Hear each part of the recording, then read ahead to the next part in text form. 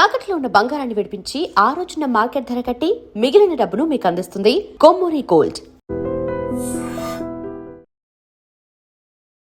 నమస్తే, welcome to I dream. నేను వలి.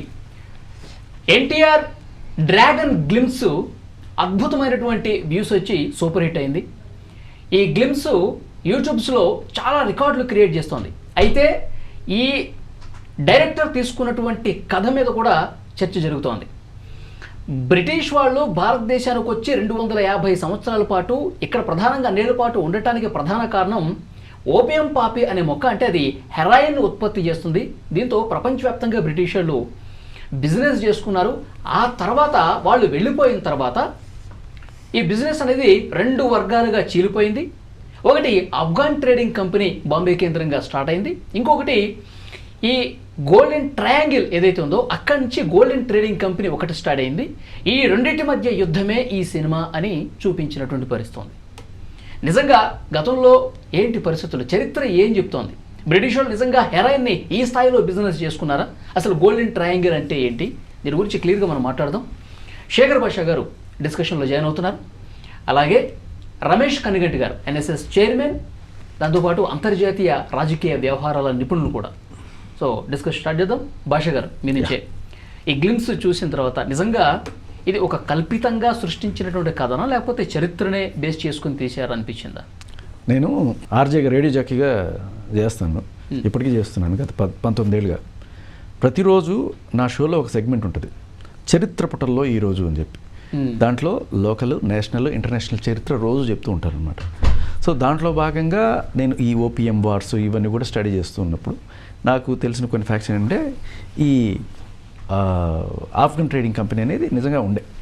Afghan golden triangle నుంచి నాకు అంత ఐడియా లేకుండా, బట్ తర్వాత నేను వెళ్ళి రీసెర్చ్ చేశాను, సార్ని కూడా అడిగి తెలుసుకున్నాను. బట్ అది కూడా అటువంటిది ఉండింది.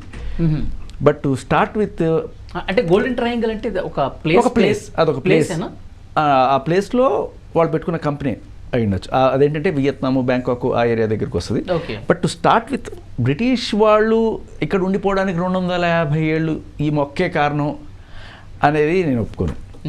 వాళ్ళకి ఓపిఎంఏ కారణం. ఓపిఎం అంటే ఏంటంటే అదర్ పీపుల్స్ మనీ.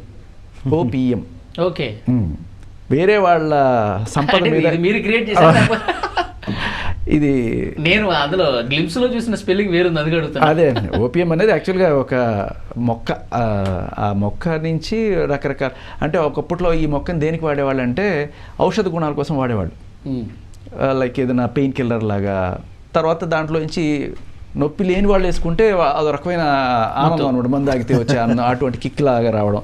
అది మెల్లగా ఎక్కడో మెసొపొటేమియా, యూరోప్లో స్టార్ట్ అయ్యి అటు సైడ్ నుంచి మెల్లగా ఈజిప్ట్కి వచ్చి, ఈజిప్ట్ నుంచి ఆఫ్ఘన్ సైడ్కి వచ్చి, అక్కడి నుంచి చైనా, ఇండియాలో లేదు అప్పట్లో, ఇక్కడి నుంచి చైనాకి చాలా గట్టిగా ఎగుమతి చేసుకున్నాడు. చైనా వాళ్ళని బ్రిటిష్ వాళ్ళు కంట్రోల్ చేయడానికి వాడినదే ఈ ఓపిఎం మొక్క. చాలాసార్లు ఇక్కడ నుంచి ట్రేడింగ్, అంటే వాళ్ళు చైనా దగ్గర నుంచి పెద్ద మొత్తంలో ఏదైనా సరే సరుకులు తీసుకున్నప్పుడు దానికి వాళ్ళు ఓపిఎంని రిటర్న్లో ఇచ్చేవాళ్ళు అనమాట. చైనా వాళ్ళు విపరీతంగా దీనికి ఎడిట్ చేసేసి చైనా వాళ్ళని చాలామందిని నాశనం చేయడానికి కూడా కారణం ఈ ఓపిఎం అనమాట. సో ఈ ఓపిఎం కోసం యుద్ధాలే జరిగినాయి ఏకంగా. సో అది ప్రస్తుతం దాటేసిన తర్వాత బ్రిటిష్ వాళ్ళు దీన్ని చాలా చక్కగా వాడుకొని అన్నీ చేసుకున్నారు. బట్ 2వ ప్రపంచ యుద్ధం వచ్చిన తర్వాత ఏమైందంటే మొత్తం లూట్ పేపర్ అయిపోయారు. మనం ఏదో స్వతంత్రం సాధించేసాము, పోరాటాలు గెరాటాలు అనుకుంటాం, కానీ one of the main reason వాళ్ళు వెళ్ళిపోవడానికి కారణం ఏంటంటే 2వ ప్రపంచ యుద్ధంలో జపాన్ తోటి వీళ్ళతోటి దీంట్లో ఉన్నప్పుడు చాలా డబ్బులు ఖర్చు పెట్టాల్సి వచ్చింది. మన ఇండియాలో మన దగ్గర నుంచి పీల్చి పిప్పి చేసింది అంతా కూడా యుద్ధాల్లో పెట్టేసి గవర్నమెంట్ నడపలేని పరిస్థితిలోకి వెళ్ళిపోయారు అన్నట్టుగా పరిస్థితి తయారైంది, అయిపోయింది. ఈ టైంలో ఏదో ఒకటి ఇచ్చేసి మనం సర్దేద్దాం, దుకాణం ఎత్తేద్దాం, ఇక్కడ పెద్ద ఏ రకమైన లాభం లేదు, ఉండేదంతా పీల్చేసాం, చెరుకు పిప్పి మిత్రం మిగిలింది, చెరుకు రసం అంతా తాగేసాం, ఇంకా లేదు ఇక్కడ తాగడానికి, ఇంకా పిండితే పాలు కదా రక్తం వస్తుందని చెప్పి సో వెళ్ళిపోయారు అన్నట్టుగా కొన్ని కథనాలు. బట్ స్టిల్ ఆ టైంలో వాళ్ళు వెళ్ళిపోయిన తర్వాత వాళ్ళు ఏదన్నా సరే మంచిది మిగిలిపోయింది, లాభదాయకమైంది అంటే మంచిది కాదు, చెడ్డదే, బట్ స్టిల్ లాభదాయకమైంది. ఎందుకంటే దీని మంచి మార్కెట్ ఉంది దీనికి, ఓపిఎంకి. సో అలా మిగిలిపోయిన ప్రాంతాలు ఏవైతే ఉన్నాయో వాళ్ళకి తోకలు మొలిచినాయి, వాళ్ళు ఇండిపెండెంట్గా డిక్లేర్ చేసుకున్నారు. సో వాళ్ళని 2 గ్రూపులుగా విడిపోయినాయి. ఒకటేమో భారతదేశానికి ఈస్ట్ సైడ్లో గోల్డెన్ ట్రయాంగిల్, వెస్ట్ సైడ్లో ఆఫ్ఘనిస్తాన్లో ఇది. ఈ రెండింటి మధ్య జరిగే పవర్ కోసం స్ట్రగుల్, ఆ యుద్ధాలు, దాంట్లో ఉద్భవించిన ఒక డెవిల్ మన ఎన్టీఆర్. ఓకే. సో టైగర్ని డ్రాగన్ చేశాడు.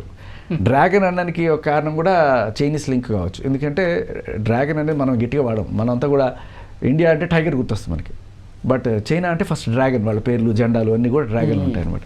సో మేబీ సమ్ కనెక్షన్ సినిమాలో చూడొచ్చు. చైనా పాత్ర ఏం కనిపిస్తలేదు కదా ఇందులో.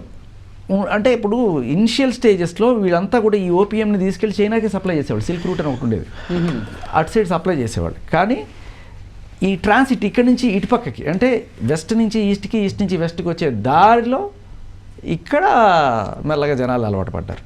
అది సినిమాలో హీరోని చూపించారు. హీరో అంటే మనకి ఇప్పుడు అనిల్ కపూర్ లాగా చూపిస్తున్నారు, విలన్ని చూపించారు. సో హీరోయిన్ చూపించలేదు కానీ హెరాయిన్ని చూపించారు. ఓకే. అది సో యాక్చువల్గా దీని గురించి వచ్చినప్పుడు నేను సార్ని కలవడం జరిగింది. నిజంగానే ఉండిందా ఇవన్నీ కూడా, ఇవన్నీ ఉన్నాయంటే సార్ ఇంటర్నేషనల్గా ఆఫ్ఘనిస్తాన్లో ఉన్నారు. అండ్ లిటరల్లీ మనం అంటే చదువుకున్నాం, హీ లిటరల్లీ వాజ్ దేర్. అవును అవును, గ్రౌండ్ రియాలిటీ తెలుసుకున్న ఆయన దగ్గర నుంచి మనం తెలుసుకోవాలి. రమేష్ కనగంటి గారు మీరే చెప్పాలి, ఈ గోల్డెన్ ట్రయాంగిల్ ఏంటి?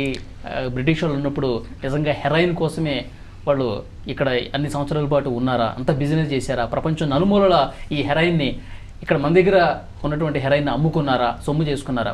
ఏం చెప్తారు మీరు? ఐ డ్రీమ్ చూస్తున్న మన తెలుగు ప్రజలందరికీ ముందలే నమస్తే.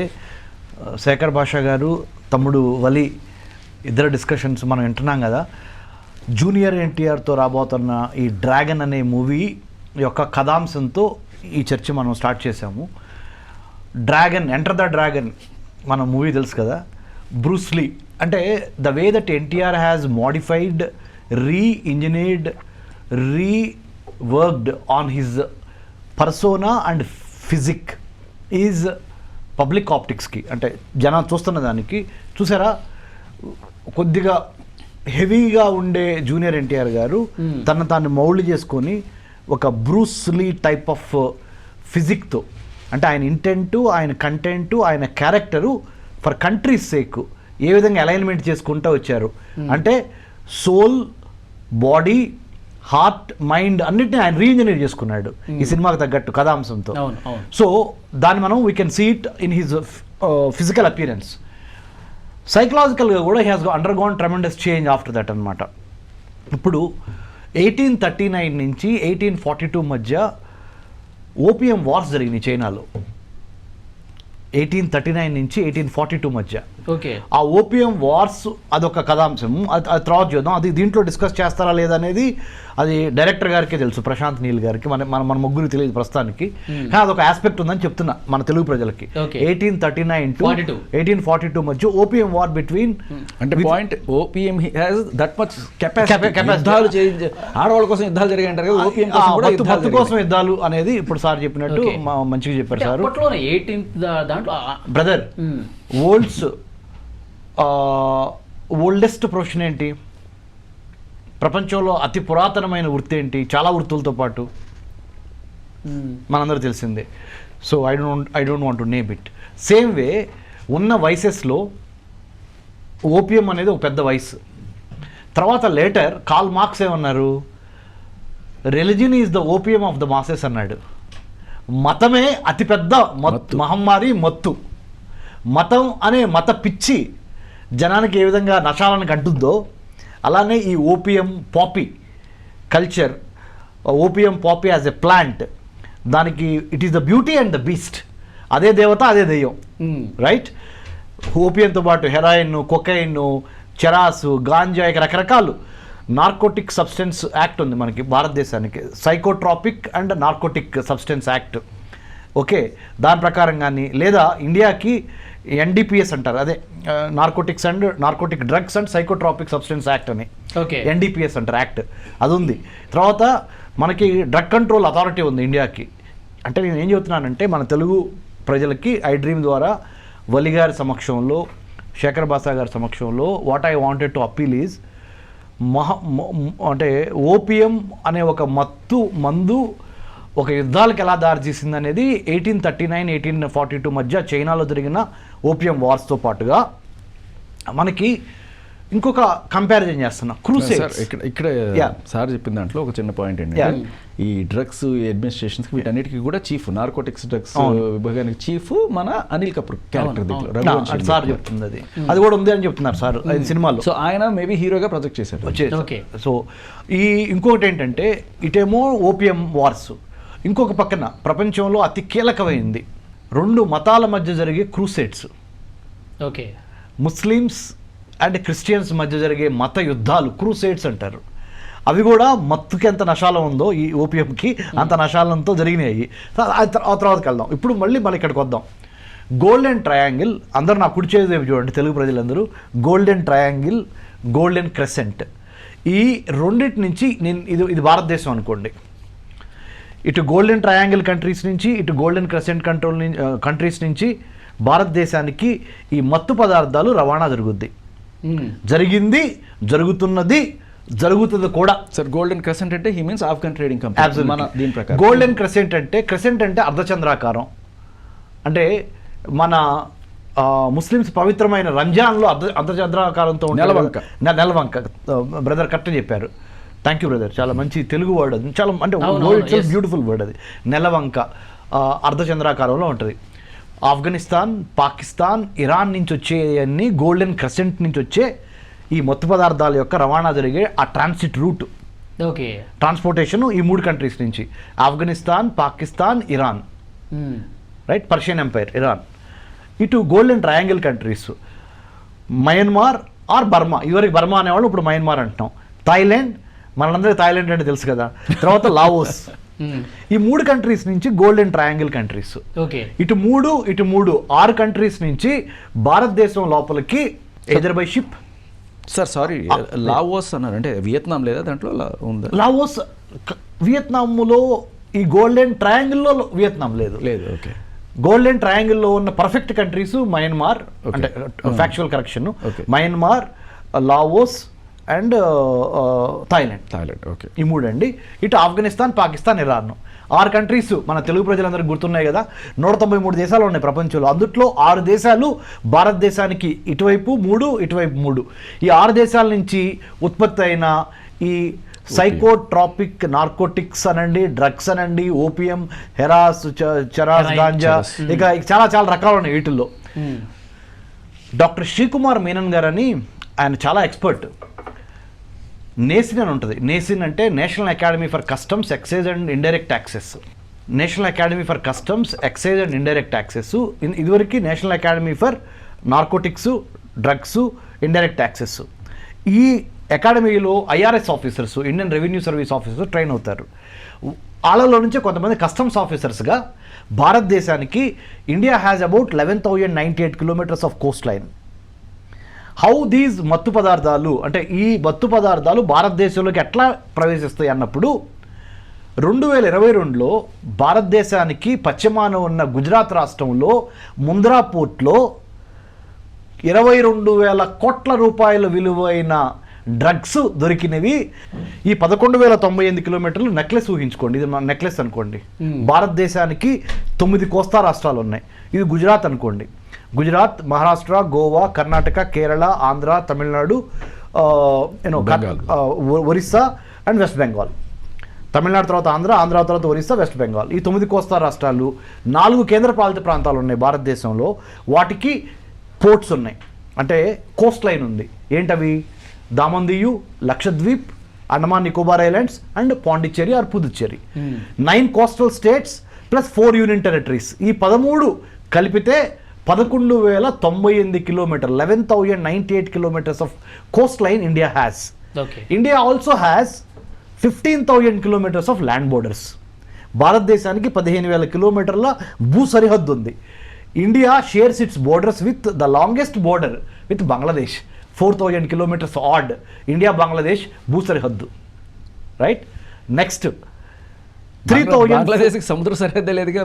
ఉంది. బంగ్లాదేశ్కి బోత్ ల్యాండ్ ఉంది, సముద్రం ఉంది. బే ఆఫ్ బెంగాల్ ఉంది కదా, బంగ్లాదేశ్కి బే ఆఫ్ బెంగాల్ ఉంది మనకి, వెస్ట్ బెంగాల్ నుంచి ఉంది సార్. సో ఇటు తూర్పున ఉంది కదా ఈ బంగాళాఖాతం. ఇంకొకటి వలి గారు, 3,488 కిలోమీటర్లు ఇండియాకి చైనాకి మధ్య border line, right. Line of actual control కూడా దాంట్లో ఉంది, ఎల్ఏసి అంటారు. 3,323 కిలోమీటర్లు ఇండియాకి పాకిస్తాన్కి మధ్య ఉన్న బోర్డర్. ఓకే. అందుట్లో ఒక 740 కిలోమీటర్ల పైగా ఎల్ఓసి ఉంది, లైన్ ఆఫ్ కంట్రోల్ అంటారు. ఎల్ఏసీనేమో ఇండియా చైనా మధ్య ఉంటుంది, ఎల్ఓసీనేమో ఇండియా పాకిస్తాన్ మధ్య ఉంటుంది. సో ఇవి కాకుండా we have our land borders with Nepal, Bhutan, మయన్మార్తో కూడా, ఇది గోల్డెన్ ట్రయాంగిల్లో కంట్రీ అయిన మయన్మార్తో మనకి ల్యాండ్ బోర్డర్ ఉంది, right. Myanmar, Afghanistan, Pakistan, right. ఈ దేశాలతో మనకి ల్యాండ్ బోర్డర్ ఉంది.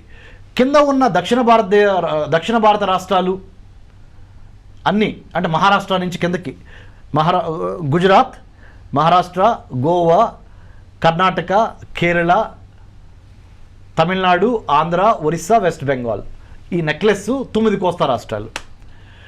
వీటిల్లో 12 గవర్నమెంట్ పోర్ట్లు ఉన్నాయి, మేజర్ పోర్ట్స్. ఒక 180 నుంచి 200 వరకు నాన్ మేజర్ పోర్ట్స్ ఉన్నాయి. నాన్ మేజర్ పోర్ట్స్ని చూసే బాధ్యత స్టేట్ పోలీస్ది, with the help of MHA, CISF, central industrial security force, from the security point of view. Okay. 12 major పోర్ట్స్కి ఒక్కొక్క పోర్ట్కి ఒక పోర్ట్ ట్రస్ట్ చైర్మన్ ఉంటాడు, port trust authority. It's no longer trust. ఇవన్నీ కలిపి చాలా సేఫ్ సెక్యూరిటీ లేకపోతే drugs, narcotics, arms, human trafficking, ఇంకా అదర్ చెప్పాలంటే human trafficking, drug trafficking, arms trafficking, organ trafficking, అంటే మనిషి అవయవాల్ని అమ్మటం, ఇవన్నీ జరుగుతాయి, ఇంక్లూడింగ్ నార్కోటిక్స్ అండ్ డ్రగ్స్. అంటే ఎందుకు చెప్తున్నానంటే మన ప్రేక్షకులకి, మన తెలుగు వాళ్ళకి, భారతదేశము త్రివర్ణ పతాకము రెపరెపలాడటానికి 1947 ఆగస్టు 15 స్వతంత్రం వచ్చిన దగ్గర నుంచి ఇవాళ వరకు మనము ఇంతమంది army, navy, coast guard, air force, marine police, customs, మన border security force, ITBP, Assam rifle, Sashastra Seemabal, SSB, ఇన్ని నేషనల్ సెక్యూరిటీ ఏజెన్సీస్ పనిచేస్తే కానీ ఇవాళ మీరు నేను వ్యాపారం చేసుకోవట్లా, మీరు నేను ఒక సినిమా చేసుకోవట్లా, మీరు నేను చక్కగా చదువుకుంటున్నాము, ఎడ్యుకేషన్, హోటల్, టూరిజము, ట్రేడ్ అన్నీ ఎలా జరుగుతున్నాయి? Because of the safety and security of our country. Safety, security లేకపోతే ఏ బిజినెస్ అయినా, లోకల్ బిజినెస్ కానీ నేషనల్, ఇంటర్నేషనల్ బిజినెస్కి ప్రాస్పరిటీ ఉండదు. భద్రత, రక్షణ లేకుండా అభివృద్ధి ఉండదు. That's why we have to ensure safety, security in the sea ports and also in the airports. ఏది డ్రగ్స్ లోపలికి రావడానికి మార్గాలు అవి మరి ప్రశాంత్ నీల్ గారు చూపించారో లేదు తెలియదు కానీ ఇక్కడ సార్ నాకు మీ ప్రొఫైల్ నుంచి నేను పర్సనల్గా తెలుసుకోవాలనుకున్నది ఏంటంటే సార్ మీరు లిటరలీ ఆఫ్ఘనిస్తాన్లో ఆఫ్ఘనిస్తాన్ అండ్ ఇజ్రాయిల్, మన జోర్డాన్, ఇవన్నీ. సో నేను అనేది ఏంటంటే ఆఫ్ఘనిస్తాన్కి సీపోర్ట్లు ఏం లేవు కదా, మనకి land locked country. 106 kilometres India Afghanistan మధ్య బోర్డర్. ఎస్, నేను అడిగేది ఏంటంటే ఇప్పుడు ఐ డోంట్ నో ఇఫ్ ఆ సినిమా పీరియడ్లో తీసారా లేకపోతే అంటే ఇనిషియల్గా చూపించినా కూడా ఆఫ్ఘనిస్తాన్ నుంచి ఇండియాకి పేరుకి బార్డర్ ఉన్నా కూడా I think we are not accessing that కదా. ఉంది, యాక్సెస్ ఉంది. అంటే డైరెక్ట్గా పాకిస్తాన్ టచ్ చేయకుండా ఇండియా నుంచి ఆఫ్ఘనిస్తాన్ వెళ్ళగలము మనం? డైరెక్ట్గా ఆఫ్ఘనిస్తాన్కి 106 కిలోమీటర్స్ నుంచి వెళ్ళొచ్చు. ఉందా? సీరియస్లీ అంటే పాక్ ఆక్యుపైడ్ కాశ్మీర్ ఉంది. అదే. సో అట్నుంచి పాక్ ఆక్యుపైడ్ కాశ్మీర్ మధ్యలో వస్తుంది కదా మనం. అబ్సల్యూట్లీ వాళ్ళు దీన్ని చైనాకి ఏదో చైనా పాకిస్తాన్ ఎకనామిక్ కారిడార్ ద్వారా. సో మనకి ప్రస్తుతానికి direct access to Afghanistan cut అయిపోయినట్టే అనుకోవాలి కదా. అంటే ఎలా చెప్పాలంటే దీన్ని, నేను మిమ్మల్ని ఎందుకు ఈ క్వశ్చన్ అడుగుతున్నాను, ఆఫ్ఘనిస్తాన్ నుంచి ఇండియాకి వీళ్ళు ట్రేడింగ్ కంపెనీ వాళ్ళు ఒకవేళ పంపించే ఇది చూపించేట్టయితే హౌ వుడ్ దట్ బీ అనే జనరల్గా? సార్ 100% ఇది ఎక్కువగా త్రూ పాకిస్తాన్ ల్యాండ్ బోర్డర్స్ ద్వారా తక్కువ వచ్చింది. Sea port either fly or by see.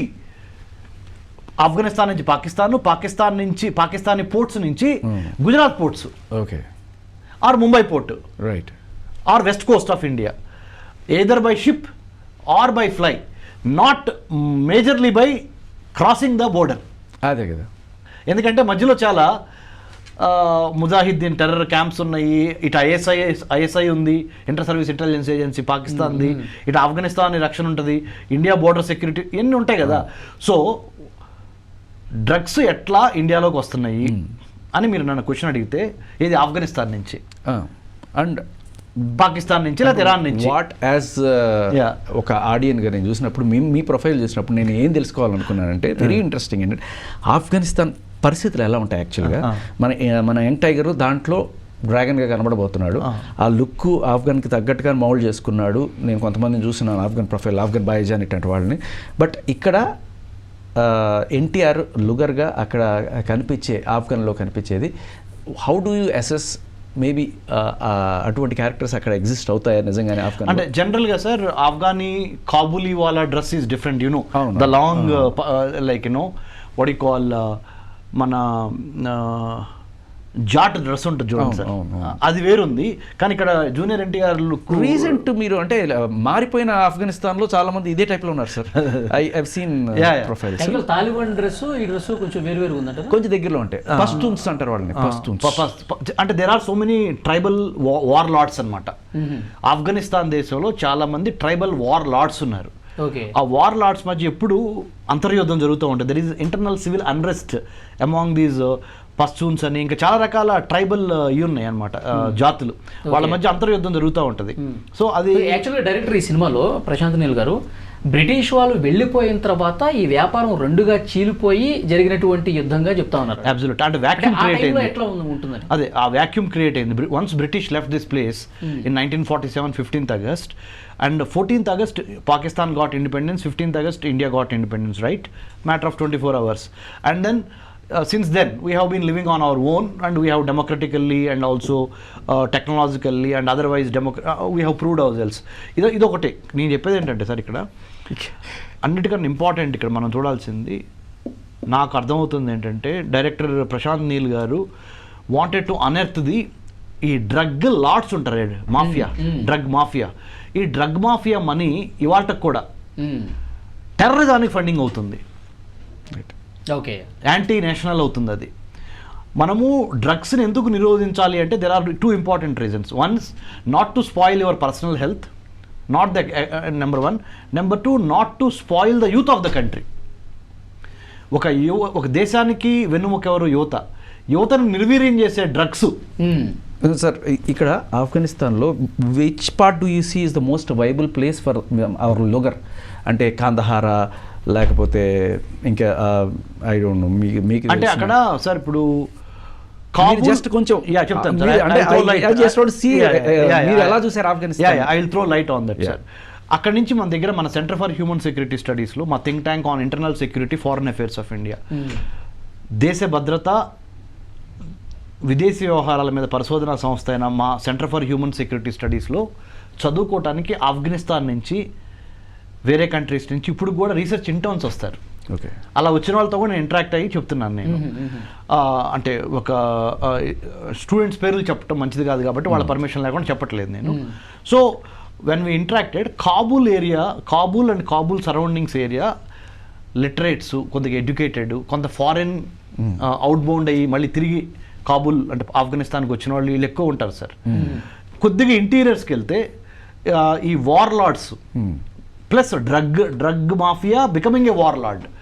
ఎవరు వార్ లార్డ్ అవుతాడంటే, ఎవరు గొప్పవాడవుతాడంటే ఎవడైతే డ్రగ్స్ ఓపియంని ఎక్కువ సరఫరా చేసి సొమ్ము చేసుకొని తద్వారా ఆ మాఫియా సామ్రాజ్యాన్ని ఏర్పరచుకుంటారు. అంటే అక్కడ రిలీజియన్ మిక్స్ అవుతుంది, మతం మిక్స్ అవుతుంది, మతంతో పాటు డ్రగ్స్ మిస్ అవుతున్నాయి. ఈ రెండు కలగలిపిన రాజ్యాధికారం చేపట్టాలనే ఒక ఆకాంక్ష.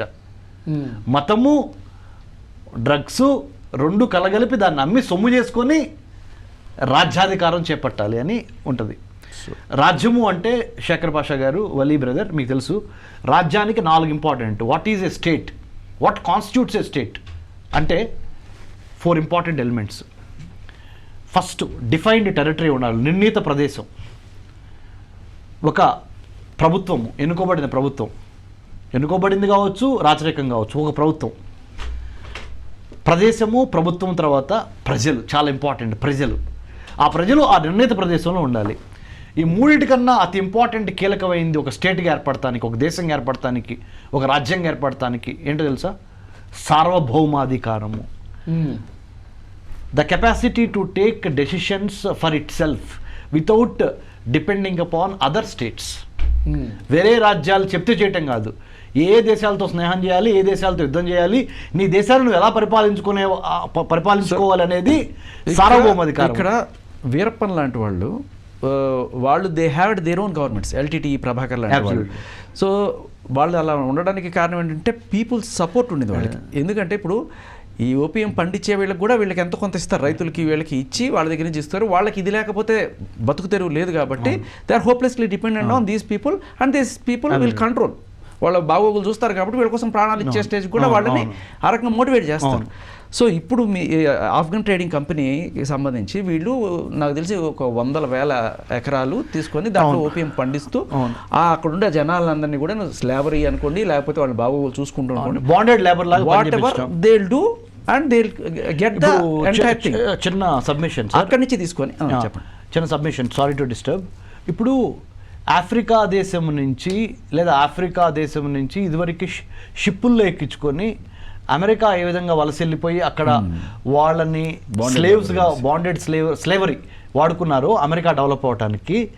అలానే చాలామంది ఈ బనానా ప్లాంటేషన్ లేదా షుగర్ కేన్ ప్లాంటేషన్ లేదా కాటన్ ప్లాంటేషన్, ఇప్పుడు మాఫియా ఈ డ్రగ్ ప్లాంటేషన్, ఇది opium poppy as a cultivation. మనం ఎట్లయితే వరి, గోధుమ, చెరుకు, పసుపు, పొగాకు పండించి, మిరప పండించి మనం ఎట్లయితే మనము ఎదిగామో అలానే పుష్కలంగా ఎదిగి పెరిగే అవకాశం ఉన్న వాతావరణం ఉన్న దేశాలు అయిన ఈ 3 పాకిస్తాన్, ఆఫ్ఘనిస్తాన్ అండ్ ఇరాన్, అంటే క్లైమేటిక్ కండిషన్స్ కూడా సూట్ అవ్వాలి. అన్ని చోట్ల ఓపీఎం పాపీ రాదు. మన మన్యం ప్రాంతంలో కొంత ఉంది దానికి, అందుకని ఏజెన్సీ ప్రాంతాల్లో అందుకని మన ఏపీ పోలీసులు కూడా ఎప్పటికప్పుడు అంటే తగలబెడతా ఉంటారు, మీకు తెలుసు అది.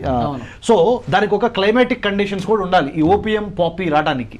Climate, politics, money greed, mafia, ఈ లార్డ్షిప్ ఇవన్నీ కలిస్తేనే అది థ్రైవ్ అవుతుంది ఇండస్ట్రీ. సో మిగతా ఎక్కడున్నా లేకపోతే మనీ గ్రీడ్ అయితే బయట అన్ని చోట్ల ఉంటుంది. అబ్సల్యూట్లీ. సో అలాంటి కథాంశాన్ని ప్రశాంత్ నీల్ గారు, I'm sure junior NTR garu వీళ్ళు ఎన్నుకున్నారు. So we have to wait and see how the director has portrayed. అంటే దీనికి ఒక బ్యాక్గ్రౌండ్ నుండి జూనియర్ ఎన్టీఆర్ గారికి ఆర్ హిజ్ ఫ్యామిలీకి they must have badly got beat, అక్కడి నుంచి హీరోగా వచ్చాడా అనేది చూడాలి. సారీ సార్, పాపులర్ ట్రైలర్లో ఒక పాపులర్ డైలాగ్ ఏంటంటే అనిల్ కపూర్ కూర్చున్నప్పుడు ఆయనకు ఆపోజిట్ పర్సన్ చెప్తుంటాడు, నీకు ఒక అసైన్మెంట్ ఇస్తున్నాను, ఈ ప్లాంట్ ఓపీఎం ప్లాంట్ అది పుట్టించిన పువ్వుల కన్నా లేకపోతే అది చేసిన దీనికన్నా అది విలన్స్నే ఎక్కువ తయారు చేసింది. అంటే ఆ గ్రీడ్ ఎన్ని విలన్స్ని తయారు చేసింది, వీళ్ళని అరికట్టడం కోసం you are the chosen hero అని చెప్పి ఆయన అంటారు. But at the same time అక్కడ ఒక భయంకరమైన డ్రాగన్ అని వాడు ఉన్నాడు, వాడు మరణ మృదంగం చేస్తున్నాడు అక్కడ అని చెప్పి చూపించినప్పుడు like he's killing lot of people. And మళ్ళీ విచిత్రం ఏంటంటే అది ఎన్టీఆర్ బర్త్డే రోజున శవాల గుట్టలు పడేసుకొని వాళ్ళ డెత్ డేల మీద ఈయన బర్త్డే పోస్టర్ వేశారు.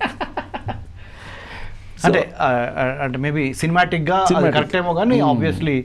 So what I'm trying to say is అంటే subject wise, since I have been a student of international relations, international security and national security and human security, I can tell you with some kind of some authority, if not complete authority, no one is perfect, neither I am nor you. So and with all humility, ante humble ga nenu vinayanga cheppedi entante ee drug war lords ni కథాంశంగా ఎన్నుకున్నారు కాబట్టి దాంట్లో నుంచి hero whether he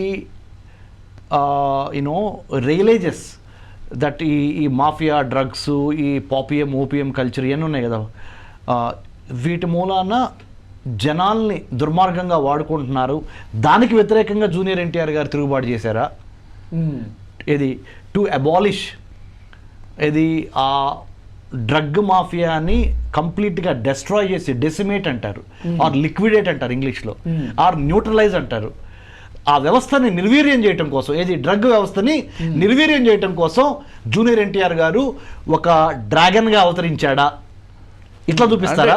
అంటే అంత positive ఏదో చూపించలేదు.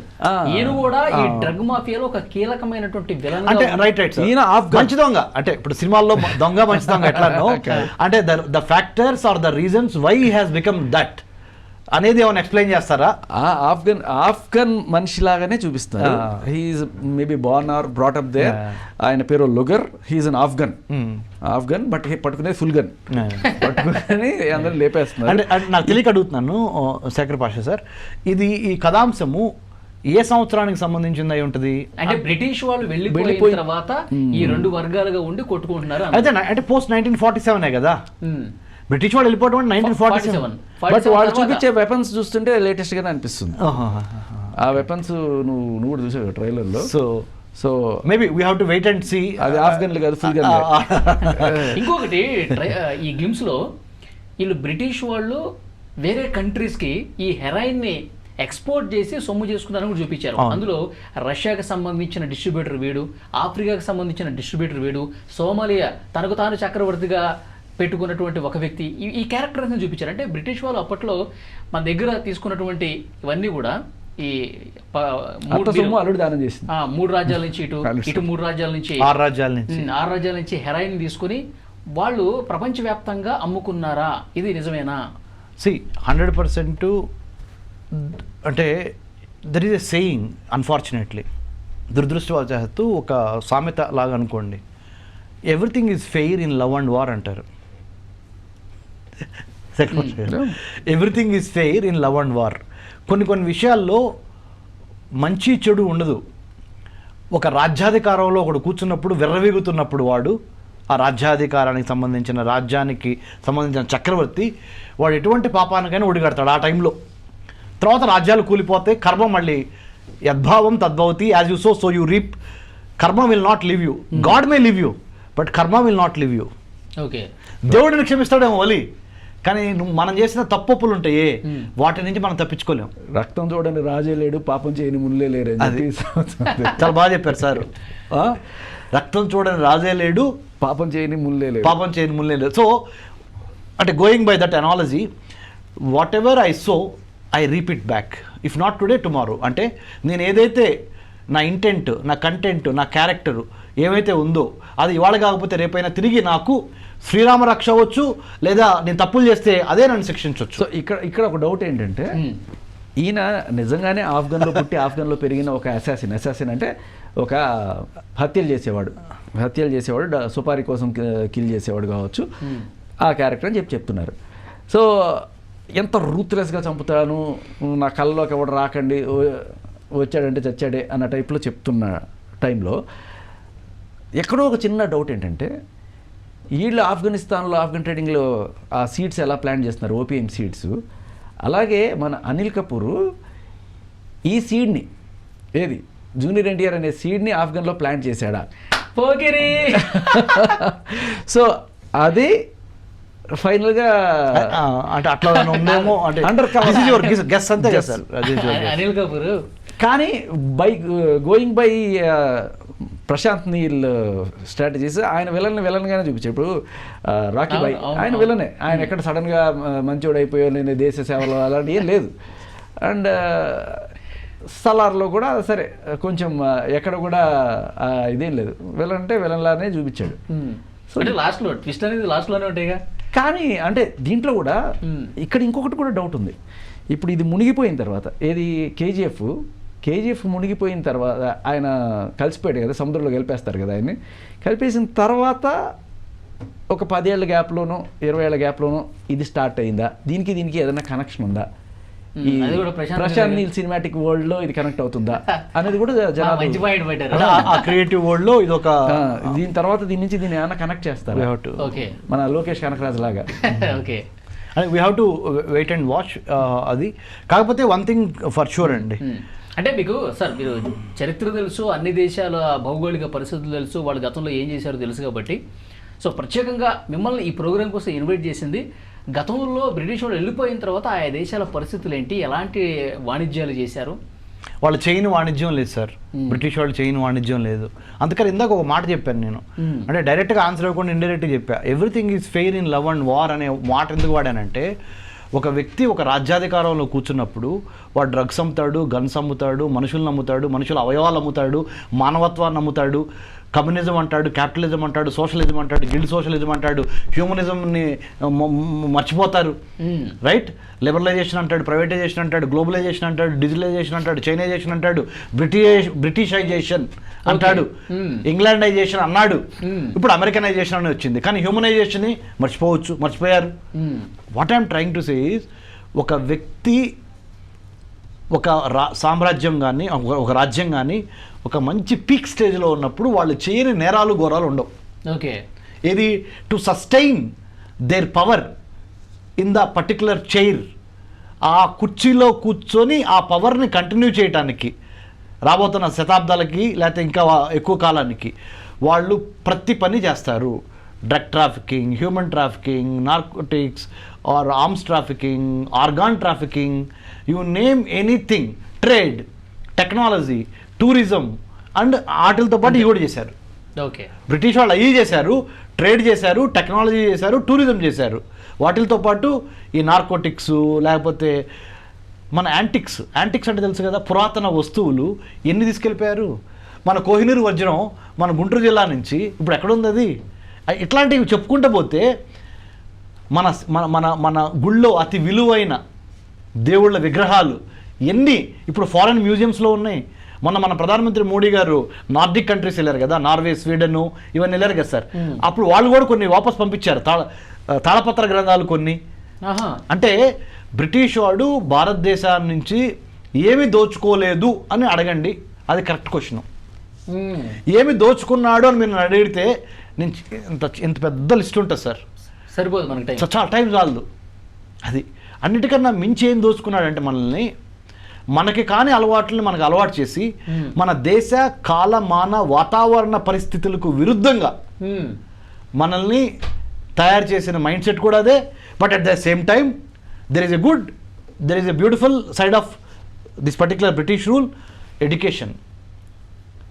ఎడ్యుకేషన్తో పాటు ట్రాన్స్పోర్టేషన్, మొబిలిటీ ఎప్పుడు పెరిగింది? ఎప్పుడైతే మెకనైజేషన్ అయిందో అప్పుడు మొబిలిటీ పెరిగింది. శేఖర్ భాషా సార్, అంతమంది మొబిలిటీ లేదు కదా సార్. ఇండస్ట్రియలైజేషన్ కానీ మెకనైజేషన్ కానీ దానికి పాజిటివ్ పరిణామాలు ఉన్నాయి, there are negative aspects to that also. Sir, how dangerous do you see these people are? Like మీరున్న ఆఫ్ఘనిస్తాన్ ఏరియాలో కావచ్చు, మీరు ఇటు సైడ్ కూడా ఉన్నారు కదా, వియత్నాం సైడ్ వీటలేదు సార్. గోల్డెన్ ట్రయాంగిల్ సైడ్ నేను వెళ్ళా ఇంతవరకు. ఓకే, ఇది థాయిలాండ్, లావోస్, మయన్మార్ నేను ఎప్పుడు వెళ్ళలేదు సార్. థాయిలాండ్ వలి రెగ్యులర్గా పోయిస్తుంటాడు. వలి వెళ్తారేమో మరి. ఒక్కసారి కూడా పోలేదా సార్? లేదు సార్. సో వీడియో చూస్తున్న వాళ్ళకి చిన్న వినపం ఏంటంటే, శేఖర్ భాష గారు నేను regular so I have never had the opportunity to visit Golden Triangle countries, but I had been to this side of it. అది కూడా ఎందుకు వెళ్ళామంటే మై స్టడీస్, అమెరికా ఇజ్రాయెల్ రక్షణ సంబంధాలు. అమెరికా పెద్ద కంట్రీ, ఇజ్రాయెల్ చిన్న కంట్రీ, ఇజ్రాయెల్ చుట్టుపక్కల ఉన్న 22 మిడిల్ ఈస్టర్న్ కంట్రీస్, తర్వాత గల్ఫ్ కోఆపరేషన్ కౌన్సిల్ కంట్రీస్, ఈ straight of Hormuz, Babel Mandeb. ఇక్కడలాగా మనకి గన్ను తీసుకోవాలంటే లైసెన్స్ అలాంటివి, అక్కడ చాలా ఏదో పప్పులు బియ్యాలు దొరికినట్టు గన్నులు దొరుకుతాయంటారు, నిజమేనా? ఎక్కడ సార్? యూఎస్, ఆఫ్ఘన్లో ఇప్పుడు తాలిబాన్ రూల్ దగ్గర నుంచి, తాలిబాన్ రూల్ స్టార్ట్ అయింది మీకు తెలుసు కదా, 2000 నుంచి చూడండి వాళ్ళకి 2026. తాలిబాన్ రూల్ ఎప్పుడైతే స్టార్ట్ అయిందో అప్పటి నుంచి ఎక్కడి నుంచి వచ్చినాయి వాళ్ళకి చెప్పనా? అయ్యి ఓకే అందరికి దొరుకుతున్నాయి, ఈజీగా దొరుకుతున్నాయి. రావులపిండి కాదండి. America supported mujahideens against Soviet Union in Afghanistan. Okay, అసలు ముజాహిద్దీన్లకి అంటే లెట్స్ సే ఆఫ్ఘనిస్తానీ ప్రజలకి, Afghanistan is called the graveyard of empires అంటారు ఇంగ్లీష్లో. తెలుగులో చెప్పాలంటే మహా సామ్రాజ్యాలు పతనమైన ప్రదేశం ఏంటి రమేష్ గారు అని మీరు నన్ను అడిగితే ఆఫ్ఘనిస్తాన్. సడన్గా చూస్తున్న వాళ్ళకి సార్ ఏం చెప్తున్నానంటే, ఆఫ్ఘనిస్తాన్ ప్రాంతంలో రష్యా వాళ్ళ ఇంట్రెస్ట్ ఉండింది, వాళ్ళు దాన్ని దోచుకోవడానికి వచ్చినప్పుడు సోవియట్ యూనియన్, అమెరికా వాళ్ళు అప్పట్లో సోవియట్ యూనియన్. సో అమెరికా వాళ్ళు ఏం చేశారంటే సోవియట్ యూనియన్ ప్రాంతంలో ఉన్న వాళ్ళని, అలాగే పాకిస్తాన్లో ఉన్న చాలా మంది ముస్లిమ్స్ని వీళ్ళు ట్రైన్ చేసి వాళ్ళకి అగెనెస్ట్గా వీళ్ళని సోవియట్ యూనియన్కి అగేన్స్ట్గా. సో ఆ రకంగా వాళ్ళకి అసలు గన్ కల్చర్ ఎట్లా వచ్చింది, ఇప్పుడు రూట్ కాజ్ ఆ రకంగా వాళ్ళని అంటే రష్యా వాళ్ళని అక్కడి నుంచి తరిమేయడం వల్ల వీళ్ళకి వచ్చి ఏంటంటే వీళ్ళు ఇక్కడ ఆక్యుపై చేసుకోవచ్చు వాడు వెళ్ళిపోతే. అందుకని వీళ్ళకి వెపన్స్ అన్ని కూడా అలా వచ్చాయి. అబ్సల్యూట్లీ. ఇప్పుడు పులి రక్తం తాగడానికి మరిగింది అనుకోండి, ఏమవుద్ది తెలుసు కదా మీకు. సో అదొక అలవాటుగా ఏర్పడిపోద్ది. అట్లానే ఆ ముజాహిద్దీన్ ఎవరు ట్రైన్ చేశారు ముజాహిద్దీన్స్, అమెరికన్సే కదా. సృష్టించింది వాళ్ళే కదా. ఆ బ్యాచ్ అంతా సృష్టించింది ఎవరు? అమెరికన్స్. ఎవరికి వ్యతిరేకంగా? సోవియట్ యూనియన్కి. మరి సోవియట్ యూనియన్ పతనం అయిపోయిందిగా, మరి ముజాహిద్దీన్ ఖాళీకి కూర్చోవడం అలవాట్లేదు. అదే చెప్పా, రక్తం మరిగిన పులి ఖాళీకి కూర్చోదు కదా. అప్పుడు ఈ ముజాహిద్దీన్ అందరిలో ఒక చోట తీసుకొచ్చింది ఉసామా బిన్ లాడెన్. అరే మన శత్రువు సోవియట్ యూనియన్ కాదురా బాబు, మనల్ని వాడుకున్నాడు అమెరికా వాడు. మన శత్రువు ఎవడంటే మన ఖురాన్కి వ్యతిరేకంగా మాట్లాడుతున్న వీళ్ళు ఏది ఇజ్రాయెల్, ముఖ్యంగా అమెరికా ఇజ్రాయెల్ ఆ నెక్సెస్ ఆర్ యాక్సెస్, దానికి మనం వ్యతిరేకంగా కొట్టాలి అని ఉసామా బిన్ లాడెన్ ఈ ముజాహిద్దీన్ అందరూ తీసుకొచ్చారు.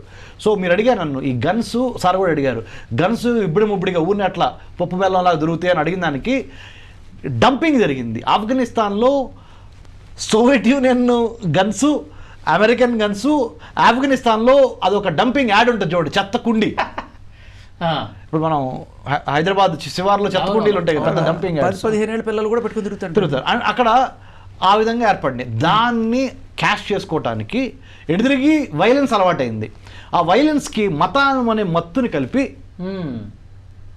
ఉసామా బిన్ లాడెన్ ఆయన ఇంకొక స్టోరీ, అదొక నేరేటివ్. అది ఇంకొక నేరేటివ్ ఏంటి, ఓహో మీరు మతం పేరు చెప్పి గన్ను వాడుతూ నేర్పిస్తున్నారు పిల్లలకు కానీ పెద్దలకు కానీ, ఒక సెక్షన్ ఆఫ్ సొసైటీ.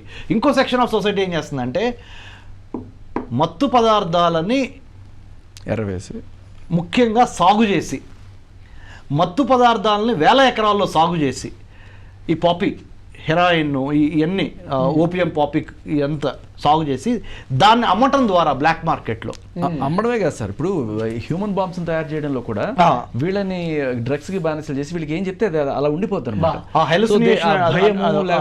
అన్ని వెళ్ళిపోయి ఆత్మహత్య దాడులు కూడా వీటిని ఈ డ్రగ్స్ ని వాడతారు. ఇక అన్ని రకాలు ఇక సార్ చెప్పినట్టు. అంటే ఇప్పుడు మన ముగ్గురు ఇక్కడ ఉన్నాం సార్, సభ్య సమాజం ఉంది, సెన్సెస్ అనే పనిచేస్తున్నాయి, సివిలైజ్డ్గా నాగరికతతో మనము మాట్లాడుతున్నాము, నాగరికతతో మనం మలుచుకుంటున్నాము. మన అమ్మా నాన్నలు చెప్పారు, మన దేశం కానీ మన స్కూల్ టీచర్స్ కానీ ప్రొఫెసర్స్ కానీ మనం కామ్గా ఉన్నాం. మనకి మత్తు అనే ఒక పదార్థాన్ని ఇచ్చినప్పుడు ఇవన్నీ పనిచేయవు. You are in a different hallucination, అంటే ఒక డిఫరెంట్ వరల్డ్లోకి వెళ్ళిపోతావు. అక్కడ వాళ్ళకి మన తన నీతి జాతి అమ్మ నాన్న చెల్లి తమ్ముడు అక్క ఏం గుర్తుండవు ఆ మత్తు పదార్థం శరీరంలోకి వెళ్ళిన తర్వాత. ఆ విధంగా నువ్వు వెళ్ళి నువ్వు చచ్చిపో, నీకు పైన అల్లా వెయిట్ చేస్తుంటాడు, నీకు 72 మంది కన్నీళ్ళు లేకపోతే అంటే దాన్ని ఏమంటారంటే ఫిక్స్ అయిపోతాడు వాడు. అంటే ఇండాక్ట్రినేషన్, చెడు ఏం ఉండదు అనమాట, ఇండాక్ట్రినేషన్. సో అంటే డ్రగ్స్ని అన్ని రకాలుగా వాడచ్చు, మంచికి వాడచ్చు, చెడుకు వాడచ్చు, రైట్. ఆ చెడుకు వాడటానికి సంబంధించిన ఈ చెడు పదార్థాలు ఏవైతే ఉన్నాయో హెరాయిన్, కొకైన్, ఇంకా చెరాస్, గాంజా ఇట్లాంటి టైప్స్ అన్నీ దాన్ని ఒక వృత్తిగా ఒక వ్యవసాయంగా చేసి తద్వారా వచ్చే ఇన్కమ్తో రాజ్యస్థాపన చేయడానికి చాలామంది వార్ లార్డ్స్ పుట్టుకొస్తారు. ఆ కథాంశమా we have to wait and see. చూద్దాం సార్, ఈ సినిమా చూస్తే కానీ పూర్తిగా క్లారిటీ వస్తుంది. ఇప్పుడు శేఖర్ భాష అన్నట్టు ఎన్టీఆర్ని విలన్ లాగా చూపించారు, మరణ మృదంగా చూపిస్తా ఉన్నారు ఈ కంపెనీలో. అనిల్ కపూరే నియమించినటువంటి ఒక హీరో క్యాండిడేట్. కాకపోతే ఒక ఈ టెర్రరిస్టులు అందరూ కూడా ఈ ఆఫ్ఘనిస్తాన్ పాకిస్తాన్లో ఉంటే మరి అక్కడ బాంబుల దాడులు ఎవరు చేస్తారు అని చెప్పి ఆ మధ్య ఒక జోక్ వచ్చింది. ఏమిటి తెలుసా, వాళ్ళు లేజీ టెర్రరిస్టులట అందరం వెళ్ళాక అక్కడక్కడ వేసుకుంటున్నారు. చూద్దాం సార్, సినిమా చూసిన తర్వాత నెక్స్ట్ ఇయర్ సినిమా ఉంది. ఈలోపు ఎన్నో ఉదంతాలు జరుగుతాయి, అంతర్జాతీయంగా ఇంకా చాలా పరిణామాలు జరుగుతాయి, దాని గురించి కూడా మనం డిస్కస్ చేద్దాం. Thank you very much Ramesh Kaniganti garu, thank you very much Shekhar Bhasha garu. ఇది వాళ్ళ స్పెషల్ డిస్కషన్. చూస్తూనే ఉండండి iDream News. And for more videos, please subscribe to iDream channel. Subscribe to iDream Media. Please subscribe to iDream. Please subscribe to iDream. Please subscribe iDream. And please subscribe to iDream. For more videos, subscribe to iDream. please like, share and subscribe to the channel. Congratulations, iDream. Subscribe to iDream. Subscribe to iDream. So subscribe to iDream Media. ఐడ్రీమ్కి iDream team అందరికీ huge congratulations. Please subscribe iDream Media. Please subscribe to iDream. Subscribe iDream. Please subscribe to iDream. iDream అంటే నా కళల channel subscribe చేసుకున్న నోరు తిరుగుతలేదు, మీరైతే గంట గుర్తు కొట్టండి. For more such videos, please subscribe to iDream. Subscribe to iDream. Please subscribe to iDream. Please subscribe iDream Media. Please do subscribe to iDream. Please subscribe to iDream Media. For best entertainment and information, please subscribe iDream. And don't forget to subscribe to iDream.